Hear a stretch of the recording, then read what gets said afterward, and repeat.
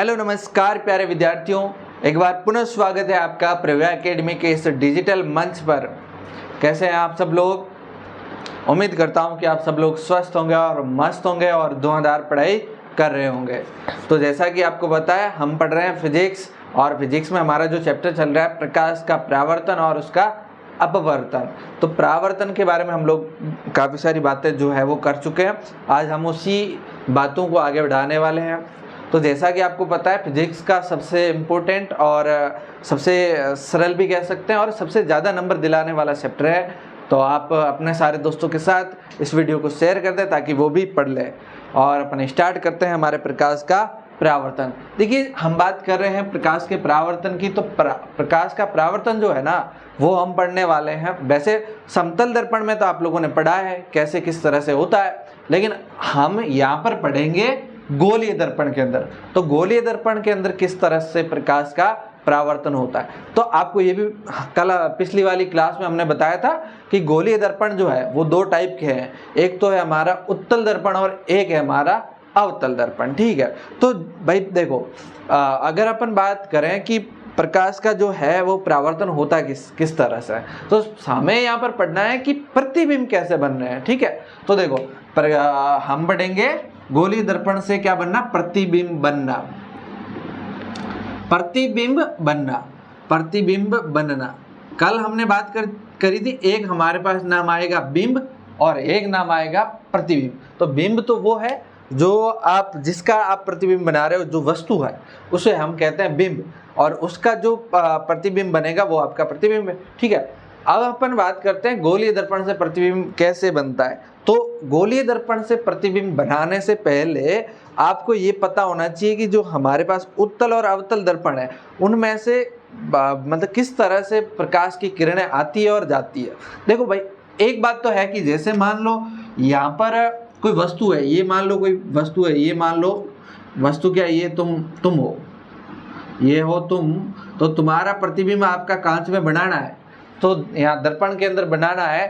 तो क्या होगा, यहाँ से सारी की सारे जगह से किरणें जाती है, सारे जगह से किरणें जाती है दर्पण के अंदर, और दर्पण के अंदर तुम दिखना शुरू हो जाते हो। क्लियर बात कि जितनी भी बड़ी वस्तु होती है सब जगह से किरणें जाती है, लेकिन ये सारी की सारी किरणें जा रही है, इससे हम प्रतिबिंब कैसे बन रहा है ये तो समझ नहीं सकते। तो हम क्या करते हैं, कम से कम दो किरणें लेते हैं जिससे हम प्रतिबिंब की वास्तविक स्थिति, मतलब कैसे बन रहा है, सीधा उल्टा है ना, बड़ा छोटा, ये सारी चीजें हम सिर्फ दो किरणों के माध्यम से हम समझ सकते हैं। तो हम दो किरणें लेंगे, कम से कम कितनी किरणें लेंगे, दो किरणें लेंगे, जिससे हम प्रतिबिंब कैसे बनता है वो हम समझ सकते हैं। क्लियर? चलो भाई देखते हैं। पहले तो आपको देखना होगा कि किरण है वो किस दर्पण में किस तरह से जाएगी और किस तरह से वापस परावर्तित होकर के आएगी। तो देखो, हमारे पास दो दर्पण है, एक तो है आपका अवतल और एक है उत्तल। ये आपका कौन सा हो गया भाई, बताओ मेरे को कमेंट करके। ये दर्पण कौन सा हो गया, ये कमेंट करके आप बताओ। एक दर्पण हम फिर यहाँ पर बना दे रहे हैं, इसका भी आप कमेंट करके बताओ ये कौन सा दर्पण है। देखो, दर्पण के बारे में हमने जो बातें करी थी कि कहाँ सी होता है, कहाँ एफ होता है, कहाँ पी होता है, वो भी आप लोगों को पता होना चाहिए। तभी तो हम लोग यहाँ से किरणें कहाँ से कैसे जा रही पता कर पाएंगे। तो देखो, ये आपका है दर्पण, ये आपका क्या है दर्पण, यहाँ से लगा के यहाँ तक MN होता है, यानी कि द्वारक होता है। क्या होता है? द्वारक। ठीक है, चलो भाई, इसके जो बीच का जो सेंटर पॉइंट होता है वो आपका P होता है, जिसे अपन क्या बोलते हैं, ध्रुव बोलते हैं, जिसे अपन क्या बोलते हैं, ध्रुव। और ये जिस गोले का कटा हुआ भाग होता है वो आपका क्या होता है, C होता है, वक्रता केंद्र। ये क्या होता है, C। और यहाँ पर भी क्या होगा, C होगा, इसका इधर होगा C, ये C है। और यहाँ से मतलब P से और वक्रता केंद्र से एक जो रेखा, सीधी रेखा गुजरती है, उस सीधी रेखा को अपन क्या कहते हैं, उसको कहते हैं मुख्य अक्ष। उसको क्या कहते हैं, मुख्य अक्ष। इसी तरह से यहाँ से भी ये P से लगा के ये C तक जो रेखा गुजर रही है उसे अपन क्या बोलेंगे, मुख्य अक्ष। और आपको ये भी पता है, इन दोनों के बीच में एक होता है F, एक होता है क्या, F। F का मतलब मुख्य फोकस, इसी तरह यहाँ और यहाँ के बीच में भी क्या होता है, एफ, एफ का मतलब मुख्य फोकस। ये सारी चीजें आप लोगों ने एक बार देख ली है। अच्छा देखो भाई, बात ये है कि ये हमारा जो दर्पण है, ये जो हमारा दर्पण है वो कौन सा है, ये जो दर्पण है ये कौन सा दर्पण है, ये दर्पण जो है वो आपका है अवतल। ये दर्पण है वो कौन सा है, अवतल दर्पण। और ये वाला उत्तल दर्पण, ये वाला उत्तल दर्पण। ठीक है, अब देखो, अब आपको यहाँ से 2-3 बातें जो है वो समझने की आवश्यकता है। 2-3 बातें समझने की आवश्यकता है। क्या क्या समझना है देखते हैं। सबसे पहले आपको किस तरह से किरण कहाँ से आएगी वो समझना। पहली बात तो नंबर 1, अगर कोई किरण मुख्य अक्ष के समांतर आती है, यहाँ पर मुख्य अक्ष ये है, इसके समांतर यूं आती है, तो ये इसके समांतर आती है तो ये परावर्तित होकर के मुख्य फोकस से निकलेगी। कहाँ से निकलेगी, परावर्तित होके ये मुख्य फोकस से निकलेगी। क्लियर बात, ये जो मुख्य फोकस है यहाँ से निकलेगी। कब, जब कोई किरण प्रकाश ये मुख्य अक्ष के समांतर आती है। इसी तरह से यहाँ से भी मान लो मुख्य अक्ष के समांतर कोई किरण आ रही है, तो बताओ ये कहाँ, यहाँ से निकलेगी क्या, नहीं निकलेगी, क्योंकि आगे किरण नहीं जाएगी। तो ये मुख्य अक्ष जो है, मुख्य फोकस है, मुख्य फोकस से परावर्तित होती नजर आएगी। ये ऐसे जाएगी, देखो यहाँ से ये आपका क्या है, मुख्य फोकस है, तो इसको ऐसे पीछे ऐसे बढ़ाते हैं तो ये मुख्य फोकस से वापस परावर्तित होकर जाती है। क्लियर बात ये। अब देखो यहाँ से अगर हम सी से यहाँ पर लंब डालते हैं तो ये अभिलंब होगा, ये क्या होगा, अभिलंब होगा। इसी तरह से यहाँ पर भी अगर हम सी से लंब डालते हैं तो इस तरह से ये अभिलंब होगा। ठीक है, अच्छा अब आपको पता है ये वाला कौन, ये वाला कौन आई, और ये वाला कौन आर। इसी तरह से यहाँ पर ये वाला कौन आई है और ये वाला कौन आर है। क्लियर बात कि ये यहाँ से किरण जो ये अभिलंब है और ये आपतित किरण है, इसके बीच जो कोण बना वो आई, और ये परावर्तित किरण और अभिलंब के बीच में कोण बना वो आर। ये बातें तो हम लोगों ने पहले ही पढ़ रखी है, परावर्तन के नियम में पढ़ रखी है। चलो भाई, ये बातें आप लोगों को, पहला रूल ये है, आपको जब हम प्रतिबिंब बनाना सीखेंगे तब आपको ये पता होना चाहिए कि समांतर, मुख्य अक्ष के समांतर आने वाली किरणें कैसे जाती है। या तो अवतल है तो मुख्य फोकस से ही जाएगी, अगर उत्तल है तो मुख्य फोकस से जाती हुई प्रतीत होगी। ये बात समझ में आ गई होगी आपको। फिर बात करते हैं दूसरा नियम। दूसरा नियम हमारा इसका जस्ट उल्टा। इसका जस्ट उल्टा क्या, कि मान लो आपकी कोई किरण मुख्य फोकस से आती है, मुख्य फोकस से आती है, तो ये किरण अगर कोई मुख्य फोकस से आती है तो ये किरण मुख्य अक्ष के समांतर वापस चली जाएगी। यानी कि अगर ये मुख्य फोकस से यूं आई तो ये वापस मुख्य अक्ष के समांतर निकल जाती है। क्लियर बात। ये अभिलंब है, ये आपतित किरण और अभिलंब के बीच का कोण आई, और इधर वाला आप अभिलंब और परावर्तित किरण के बीच का कोण आर हो गया। क्लियर। इसी तरह से यहाँ पर भी हम देख सकते हैं, अगर भी कोई किरण मुख्य फोकस की तरफ आती हुई दिखाई देती है, ये मान लो यूं आ रही है, ये किरण इस तरह से मुख्य फोकस की तरफ आ रही है, ये आ रही है मुख्य फोकस की तरफ आ रही है, तो मुख्य फोकस की तरफ जब आती है तो ये किरण कहाँ से वापस जाएगी, मुख्य अक्ष के समांतर वापस निकल जाएगी। क्लियर बात। ये मुख्य फोकस की तरफ आती हुई दिखाई दे रही है तो ये मुख्य अक्ष के समांतर निकल जाती है। क्लियर बात है। चलो अच्छा, ये आपतित किरण और ये अभिलंब के बीच का कोण आई, और ये वाला परावर्तित किरण और अभिलंब के बीच का कोण आर हो जाता है। दो नियम आप लोगों को पता चल गए कि जब आपकी कोई किरण कहाँ से आ रही है, मुख्य फोकस से आ रही है, तो मुख्य अक्ष के समांतर निकल जाती है। ठीक है, नेक्स्ट नियम हमारा और देखते हैं अपन कौन सा नियम है। नेक्स्ट नियम हमारा ये है, अगर कोई किरण सी से आती है, कहां से आती है, सी, सी का बोले तो वक्रता केंद्र, ये सी है आपका। अगर कोई किरण सी से आती है, मान लो यहां से यूं किरण जा रही है, ये सी से होके जा रही है, ये कहां से जा रही है, सी से होके जा रही है, तो ये किरण ये सी से होके जा रही है, तो ये किरण क्या करेगी, उसी माध्यम में, उसी मार्ग में वापस चली जाएगी, सेम की सेम, यूं सीधी सीधी, अगर यूं गई तो यूं वापस आ जाएगी। क्लियर बात। इसी तरह से उत्तल में क्या होगा, सी की ओर आती हुई दिखाई देगी, मान लो ये सी है और इसकी तरफ ये किरण यूं आती हुई आपको दिखाई दे रही है, ये मतलब आगे सी की तरफ जा सकती है लेकिन जाएगी तो नहीं, क्योंकि ये तो कांच नहीं है, दर्पण है, तो ये किरण परावर्तित होकर के उसी मार्ग में वापस चली जाएगी, यानी कि ये वापस इसी मार्ग में वापस चली जाएगी। क्लियर बात।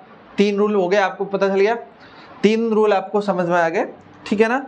नेक्स्ट रूल हमारा जो है वो ये है कि अगर कोई भी किरण जो है, अगर कोई भी किरण जो है वो आपके क्या करे, वो आपके अगर कहाँ पर आपतित हो, ध्रुव पर आपतित हो और किसी भी कोण से आपतित होती है, मान लो थीटा कोण से आपतित होती है, तो वो परावर्तित होकर के उसी इतना डिग्री का कोण, मतलब मान लो ये ध्रुव है, यहाँ से ये आपकी एक किरण आ रही है, ध्रुव पर आ रही है, यहाँ से एक किरण आ रही है और ये मान लो यहाँ पर जो है आपतन कोण मान लो थीटा डिग्री बना रही है, तो ये वापस परावर्तित होगी ना, तब थीटा डिग्री कोण पे वापस चली जाएगी, इस तरह से ये वापस चली जाएगी। मतलब जितना कोण आपतन कोण होगा उतना का उतना इसका परावर्तन कोण हो जाएगा। क्लियर। इसी तरह से यहाँ पर भी है, अगर मान लो ये आपका ध्रुव है तो ध्रुव पर कोई किरण थीटा डिग्री से आपतित होती है तो ये उतना का कोण बनाते हुए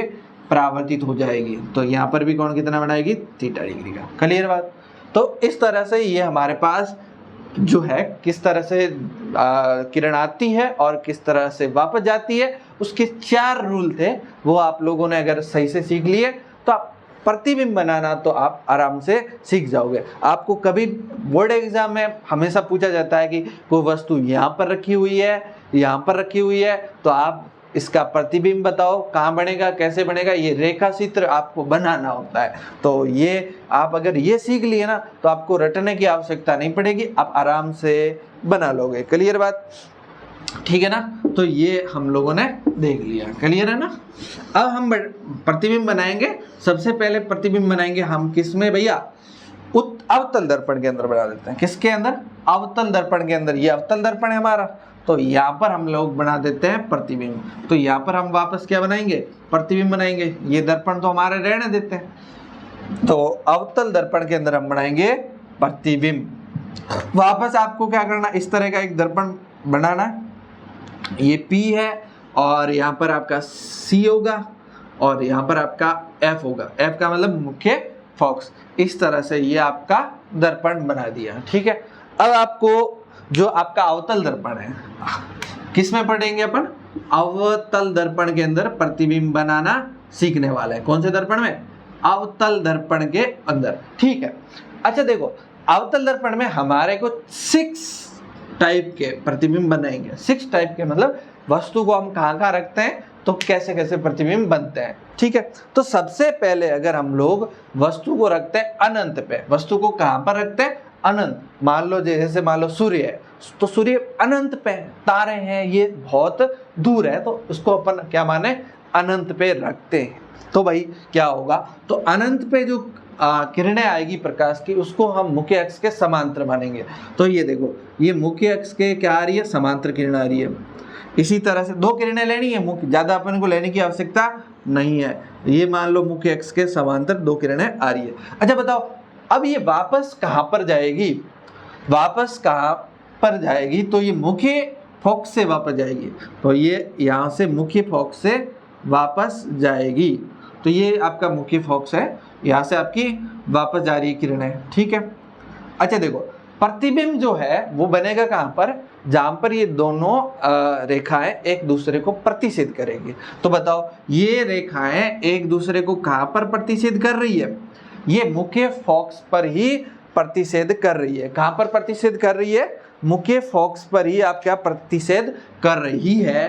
तो प्रतिबिंब कहाँ पर बनेगा, तो प्रतिबिंब मुख्य फोकस पर ही बनेगा। तो आपको यहाँ पर आपको दो तीन चीजें ध्यान रखनी है कि वस्तु, पहले की वस्तु कहाँ पर है, पहली बात तो वस्तु कहाँ पर है, उसके बाद आपको देखना है कि प्रतिबिंब कहाँ पर बन रहा है, प्रतिबिंब कहाँ पर बन रहा है ना। दूसरे उसके अलावा आपको देखना है कि प्रतिबिंब की साइज क्या होगी, प्रतिबिंब की साइज क्या होगी, और एक हमें देखना होगा प्रतिबिंब की प्रकृति। तो यहाँ पर हम सारी चीजें लिख लेते हैं। तो पहली बात, बिंब कहाँ पर है, बिंब कहाँ पर है, और दूसरा प्रतिबिंब कहाँ पर बन रहा है, दूसरा प्रतिबिंब कहाँ पर बन रहा है, तीसरा प्रतिबिंब की साइज, तीसरा अपन क्या देखेंगे, प्रतिबिंब की साइज, और चौथा देखेंगे हम प्रतिबिंब की प्रकृति। ये चारों चीजें अपन को याद देखनी है। तो देखो भाई, पहले बिंब कहाँ पर रखा हमने, अनंत पे, बिंब कहाँ पर रखा हुआ है, अनंत पे, बिंब कहाँ पर है हमारा, अनंत पे। ये बिंब मतलब बिंब कहाँ पर है, बिंब की स्थिति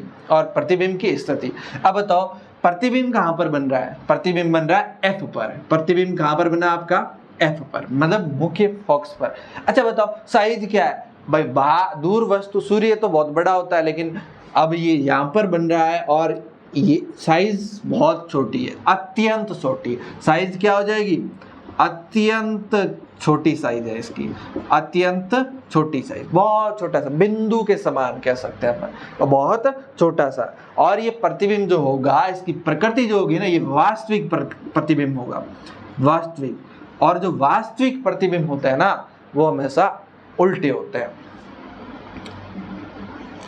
वास्तविक प्रतिबिंब हमेशा उल्टा होता है, ठीक है ना, क्लियर बात। ये आप लोगों को 4 बातें एक प्रतिबिंब के बारे में पता रखनी होगी, ठीक है ना। चलो आपको क्या दिया जाएगा, प्रश्न के अंदर दिया जाएगा कि वस्तु रखी हुई है अनंत पे, तो आप इसका प्रतिबिंब की स्थिति बताओ, साइज बताओ और प्रकृति बताओ, और ये इस तरह का डायग्राम बनाओ। आप बना देंगे, क्लियर बात। चलो भाई, अब अपन क्या करेंगे, वस्तु को धीरे धीरे थोड़ा पास लाते आएंगे, वस्तु को थोड़ा थोड़ा पास में लाते आएंगे, ठीक है। तो ये मिटा देते हैं अपन, वस्तु को थोड़ा थोड़ा पास में ले आएंगे, ठीक है। तो थोड़ा थोड़ा वस्तु को कहाँ लाएंगे, पास में ले आएंगे, ठीक है ना।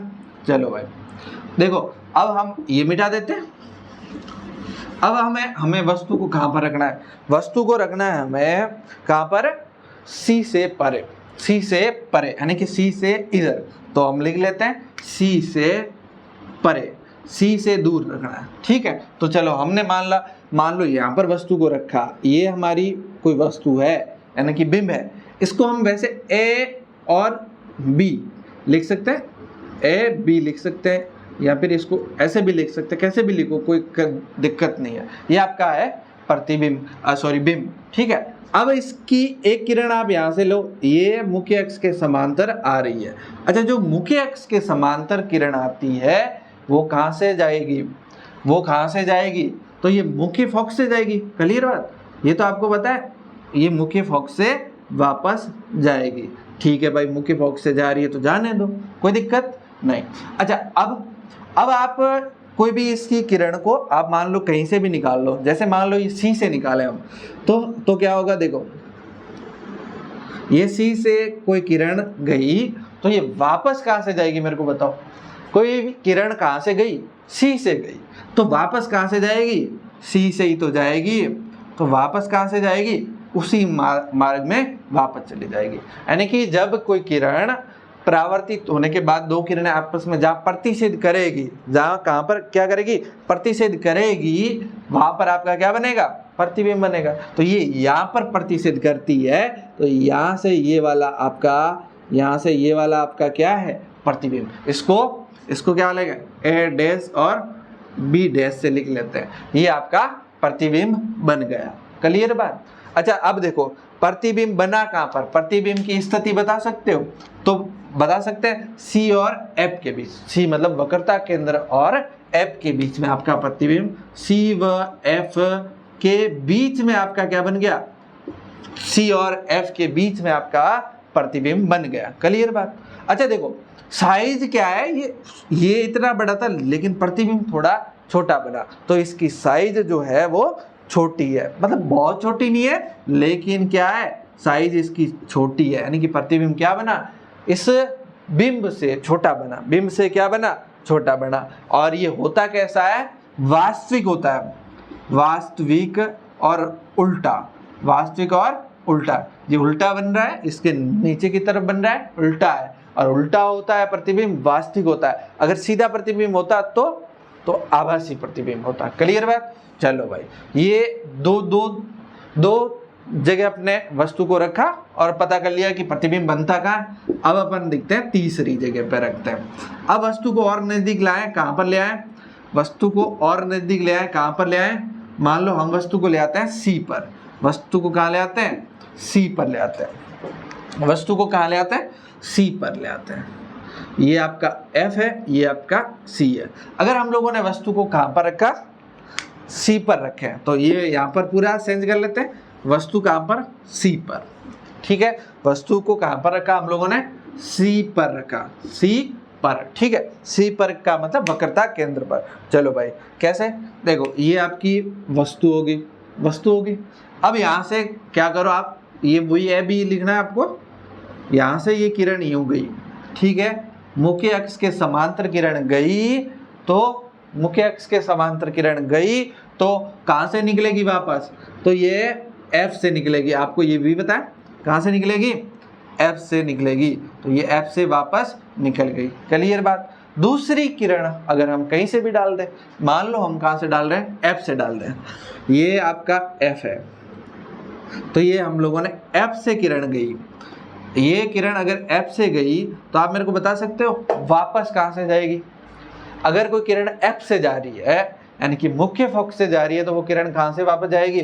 तो वो परावर्तित होकर के मुख्य अक्ष के समांतर जाएगी। कहाँ पर जाएगी? मुख्य अक्ष के समांतर जाएगी। तो भाई ये देखो, ये यहाँ से मुख्य अक्ष के समांतर ये किरण वापस चली जा रही है, मुख्य अक्ष के समांतर किरण वापस चली गई। ठीक है, अच्छा भाई, अब प्रतिबिंब कहाँ बनेगा? जहां पर दो रेखाएं, ये दो किरणें आपस में प्रतिच्छेद कर रही है, तो प्रतिच्छेद यहाँ पर कर रही है, तो यहाँ से ये प्रतिबिंब बनता है।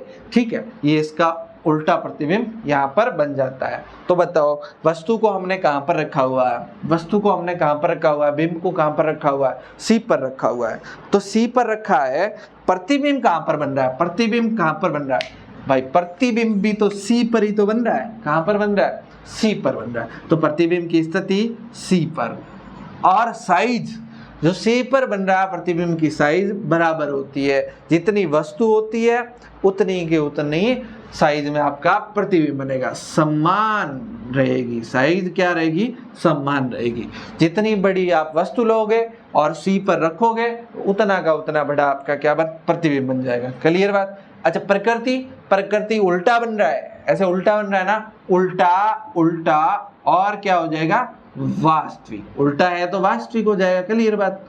ठीक है ना, आई बात समझ? अब अपन और इसको दूसरी जगह वस्तु को रखते हैं, थोड़ा सा इसको आगे की तरफ लेते हैं। वस्तु को थोड़ा सा, इस वस्तु को क्या करते हैं? आगे की तरफ लेते हैं। थोड़ा सा वस्तु को आगे की तरफ लेते हैं। चलो भाई, ये आपका C है, ये आपका क्या है? C है, और ये आपका F है, ये आपका F है। तो वस्तु को हमने पिछली बार कहाँ पर रखा? C पर रखा था। पिछली बार हमने कहाँ रखा? वस्तु को C पर रखा। अब हम क्या कर रहे हैं? थोड़ा सा आगे ले आए। थोड़ा सा आगे कहाँ जाएगी? ये C और F के बीच में ले आता है, C और F के बीच में। तो यहाँ पर लिख देते हैं C व F के बीच में हमने क्या रखी? वस्तु रख ली। C और F के बीच में हमने वस्तु रख ली। तो C और F के बीच में रखी, तो देखो यहाँ पर रख ली। अब देखो, यहाँ से किरण ये गई, यहाँ से ये किरण गई, तो ये वापस कहाँ से जाएगी? ये वापस, ये मुख्य अक्ष के समांतर जा रही है, तो वापस आपका F से निकल जाएगी। वापस कहाँ से निकल जा रही है? F से निकल गई। ठीक है ना, वापस कहाँ से निकली?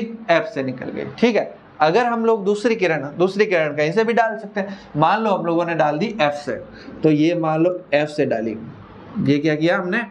F से डाली। अच्छा, अगर हम लोगों ने F से डाली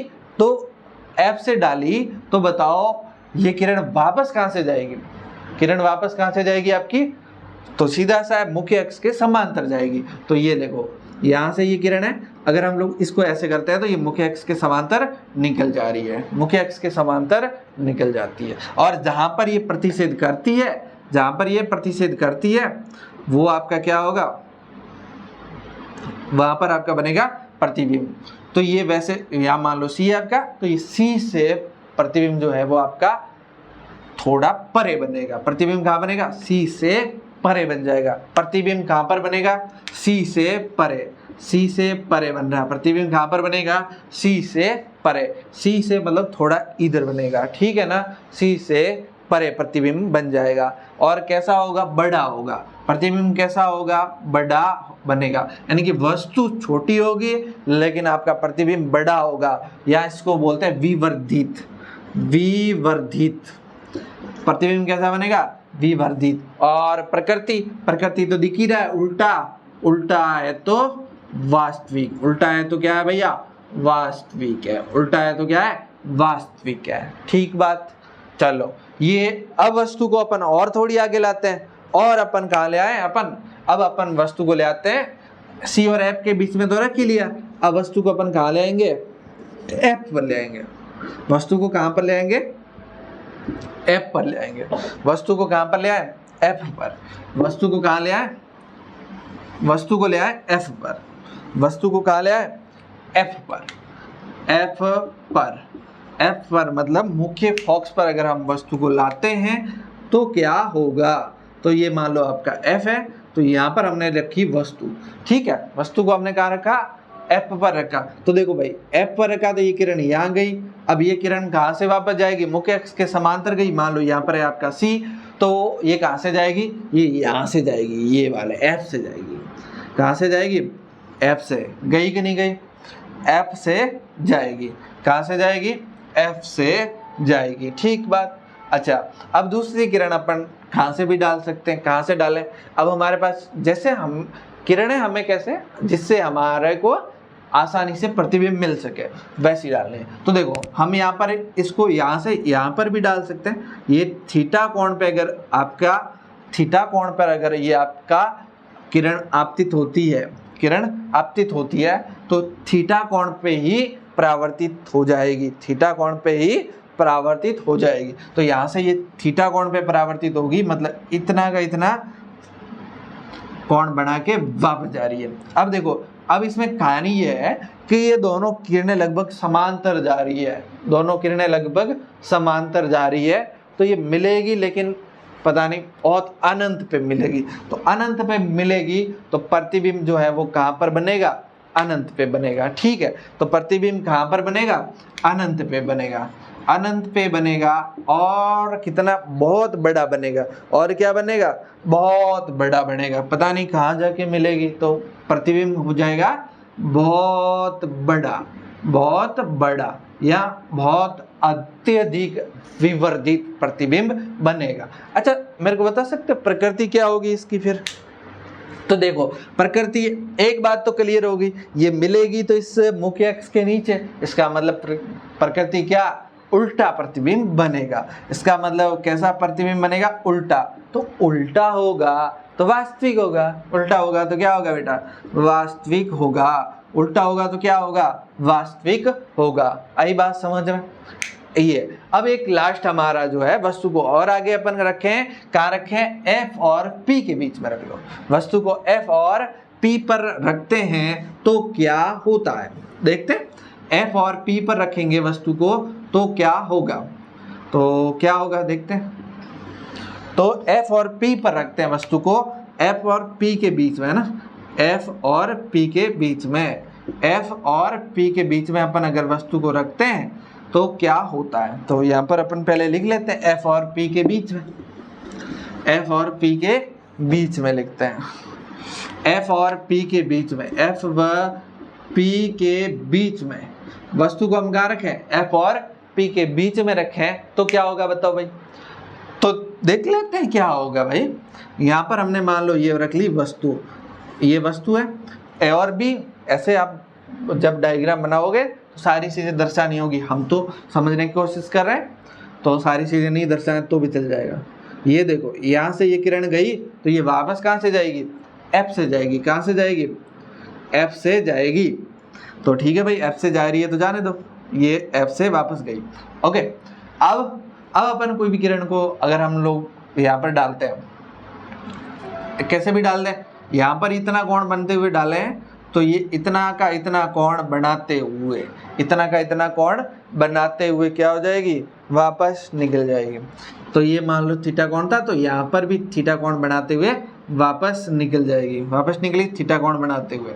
अब देखो, अब यहाँ तो आपको दिख रहा होगा, यहाँ तो ये ऐसे ऐसे दूर जा रही है किरण, इसका मतलब इधर तो नहीं मिलेगी, इधर नहीं मिलेगी, मिले या कहीं मिलती हुई प्रतीत हो और वहां पर प्रतिबिंब बनेगा, या तो मिले या मिलती हुई प्रतीत हो। तो जब हम लोग इसको पीछे की ओर ऐसे बढ़ाएंगे, पीछे की ओर ऐसे बढ़ाएंगे, तो ये पीछे की तरफ मिलेगी, एक जगह पे मिलेगी, पीछे की तरफ एक जगह पे मिलेगी। तो इस लाइन को अपन ऐसे थोड़ा लंबा करते हैं और यहाँ पर मिलेगी, तो यहाँ पर हमारा क्या बन जाएगा, प्रतिबिंब बन जाएगा। क्लियर बात, क्लियर बात। यहाँ पर आपका क्या बन गया, प्रतिबिंब बन गया, ठीक है ना। अच्छा, अब ये प्रतिबिंब इधर बना, तो प्रतिबिंब की स्थिति क्या लिखेंगे, दर्पण के पीछे बना। कहां पर बना भाई, दर्पण के पीछे। प्रतिबिंब की स्थिति कहां भाई, दर्पण के पीछे। पीछे कहीं भी हो सकता है, पीछे, दर्पण के पीछे, पीछे तो कहीं भी हो सकता है, ठीक है। चलो भाई, अब देखो आप, साइज, वस्तु इतनी, प्रतिबिंब बड़ा, साइज में क्या होगा, प्रतिबिंब बड़ा होगा, साइज में प्रतिबिंब क्या होगा, बड़ा होगा। अच्छा भाई, प्रकृति, प्रकृति देखो भाई, ये मुख्य अक्ष के इस साइड में दिख रहा है, सीधा दिख रहा है, तो प्रकृति क्या, सीधा बनेगा।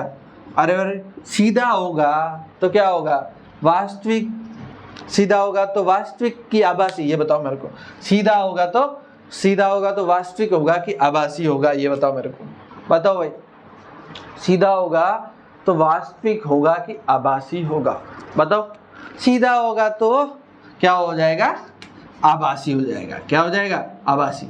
अगर उल्टा होता तो वास्तविक होता, ठीक है ना। ये स्थिति आप लोगों को एग्जाम में कोई भी स्थिति आपसे पूछी जा सकती है, ध्यान रखना, ठीक है ना। यहाँ मुझे नहीं लगता कि इन चीज़ों में कहीं ना कहीं कोई रटने की ज़रूरत है। आप बस, आपको किरणें कहाँ से निकालनी है वो पता चल जाएगा ना, तो आप आराम से ये रेखा चित्र बना दोगे, आराम से आप क्या कर लोगे, रेखा चित्र बना दोगे, ठीक है। उसके बाद आपसे पूछा जाएगा जो है अवतल दर्पण, इसके उपयोग क्या क्या है, अवतल दर्पण के उपयोग क्या क्या हो सकते हैं। देखो, अवतल दर्पण के उपयोग तो आप टॉर्च के अंदर करते हैं, टॉर्च से हैं, या सर्च लाइट होती है उसमें कर सकते हैं, या फिर जो वाहन होते हैं, गाड़ियां होती है, वाहनों के आगे की हेडलाइट होती है, जिसे अपन हिंदी में अग्रदीप बोलते हैं, वहां पर भी इसका उपयोग किया जाता है। इसके अलावा देखो भाई, सामान्यतः ये प्रतिबिंब जो बना रहे हैं, ये जो है, ये क्या करते हैं, वास्तविक प्रतिबिंब बनाते हैं। और दूसरी बात, ये बड़े बनाते हैं, तो बड़े बनाते हैं तो इसका उपयोग जो नाई वगैरह की दुकानें होती है, तो वहां पर सेविंग वाले जो कांच, जो दर्पण लगे होते हैं, जिसमें आपका मुंह बहुत बड़ा दिखेगा, तो वहां पर किया जाता है। इसके अलावा जो आपके दांतों के डॉक्टर होते हैं, उनको दांतों को अंदर से देखना है, तो बड़े करके देखना पड़ेगा, ताकि पता चले कि दांतों के अंदर क्या क्या बीमारी हो रखी है कि नहीं।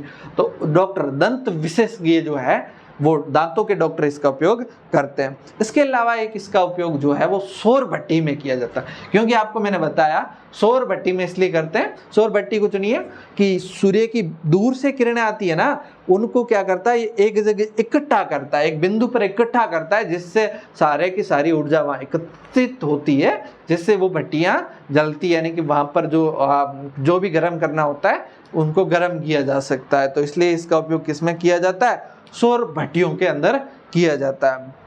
क्लियर बात है। ये सिंपल सी बातें हमारे अवतल दर्पण से रिलेटेड थी। आपको अवतल दर्पण का उपयोग पूछा जाए, एक या दो उपयोग भी बोर्ड में पूछे जाते हैं, ठीक है ना, तो आप लोग ध्यान रखिएगा, है ना। चलिए, इतनी सारी बातें हम लोगों ने कर ली। कल हम पढ़ेंगे अवतल तो पढ़ लिया, कल हम पढ़ेंगे उत्तल दर्पण के बारे में, ठीक है। मिलते हैं फिर कल वापस इसी समय, तब तक के लिए आप मस्त पढ़ाई करिए और अपना ख्याल रखिए, ठीक है। और वीडियो को अपने सारे दोस्तों के साथ शेयर कर दो, शेयर तो करते ही नहीं हो आप लोग, सारे लोगों के साथ शेयर करो ताकि वो भी देखें, और आपके स्कूल के फ्रेंड्स हो या और कहीं के फ्रेंड्स हो, उनको भी शेयर करना है। हम लोग यहाँ पर 8th और 9th की क्लास भी जल्दी लगाने वाले हैं, तो आप 8th 9th मतलब सारे स्कूल के स्टूडेंट को शेयर करें, ठीक है। Thank you so much. मिलते हैं नेक्स्ट वीडियो में, तब तक के लिए बाय बाय।